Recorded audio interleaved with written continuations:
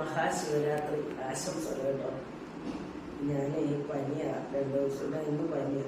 ഇന്ന് ചായ കുടിക്കുക രാവിലെ കേട്ടോ. അപ്പം ഇന്ന് ഇഡലിക്ക് സാമ്പാർ ഉണ്ടാക്കാം. വെജിറ്റബിൾ ഒന്നും കുറച്ച് ദിവസം ഇന്ന ശിവരാത്രിയായിട്ട് വാങ്ങിച്ചില്ലോ ചോദിക്കാതെ ഇനി മാങ്ങി അച്ഛൻ പറഞ്ഞേ ഇച്ചിരി അമ്പലത്തിൽ പോയി കേട്ടോ. അമ്പലത്തിൽ കഞ്ഞിയൊക്കെ.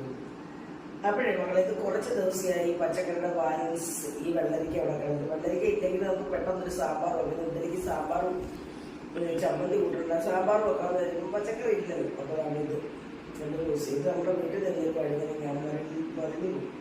പിന്നെ അത് ഇത്രയും ചെറിയുള്ളി വെച്ച് നമുക്ക് സാമ്പാർ വെക്കാൻ കേട്ടോ. പെട്ടെന്ന് സാമ്പാർ. അപ്പൊ ഈ ചെറിയുള്ളി ഈ ഒരു സവാളയും കണ്ടിട്ട് പച്ചമുളക് കണ്ടിട്ട് പെട്ടെന്ന് നല്ല സൂപ്പറാണ്. അപ്പോൾ ഇതെല്ലാം അരിഞ്ഞ് നമ്മൾ കുക്കറിലോട്ട് മാറ്റുന്നുണ്ട്. എന്നിട്ട് ഇതിലേക്ക് ഞാൻ ഒരു 100 ഗ്രാം കണക്കാക്കി തുമരയും 1/2 ടീസ്പൂൺ ഉപ്പ് 1/4 ടീസ്പൂൺ മഞ്ഞൾപ്പൊടി ആവശ്യത്തിന് വെള്ളവും ചേർത്ത് നമുക്ക് അടുപ്പിൽ വെച്ച് വേവിക്കാൻ വെക്കാം. 2 or 3 വിസിലടിച്ചിറക്കാം.